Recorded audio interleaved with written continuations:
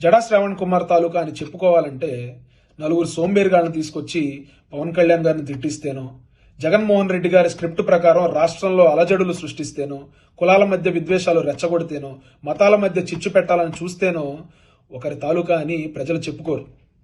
ఒకరి తాలూకా అని చెప్పుకోవాలంటే ఎన్నో బాధలు పడాలి, ఎన్నో కష్టాలు పడాలి, ఒక పార్టీ పెట్టాలి, సిద్ధాంతాలు ఉండాలి, సిద్ధాంతాల ప్రకారం పార్టీని నడపాలి, కొన్ని లక్షల కోట్ల మంది మీ వెనకాల నడవటానికి వాళ్ళకి నమ్మకం కలగాలి, ప్రజలకి ప్రశ్నించడం అంటే ఏంటో నేర్పించాలి, రబ్బర్ చెప్పులు వేసుకున్న వాళ్ళకి సీట్లు ఇవ్వాలి, పోటీ చేసిన 2 చోట్ల ఓడిపోయినా కూడా బలంగా నిలబడాలి, నిలబడి చూపించాలి.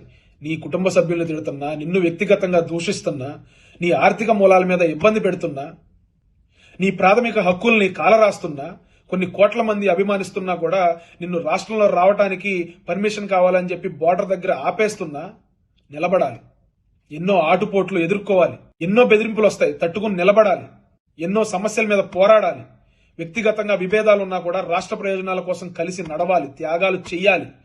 ఇవన్నీ చేస్తే రాష్ట్ర ప్రజలు నువ్వు చిత్తశుద్ధితో పనిచేస్తున్నావని చెప్పి వాళ్ళకి నమ్మకం కలగాలి. నమ్మకం కలిగితే అప్పుడు పలానా తాలూకా, పిఠాపురం ఎమ్మెల్యే గారి తాలూకా, పవన్ కళ్యాణ్ గారి తాలూకా, డిప్యూటీ సీఎం గారి తాలూకా అని మేము ఈ రోజున చెప్పుకుంటున్నట్టు చెప్పుకుంటారు. ఈ జడా శ్రావణ్ కుమార్ అనే వ్యక్తి ఉప ముఖ్యమంత్రి అవుతానని చెప్పి ఏలూరు సభ సాక్షిగా ప్రకటించుకున్నాడు.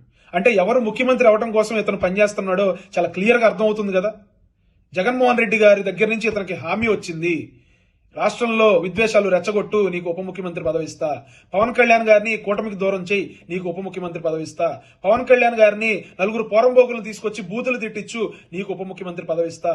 హిందువులకి క్రైస్తవులకి మధ్య గొడవ పెట్టే విధంగా నలుగురు సన్నాసులను తీసుకొచ్చి మాట్లాడిచ్చు, నీకు ఉప ముఖ్యమంత్రి పదవి ఇస్తానని చెప్పి జగన్మోహన్ రెడ్డి గారు హామీ ఇచ్చినట్టుగా చాలా స్పష్టంగా ఇక్కడ అర్థమవుతా ఉంది.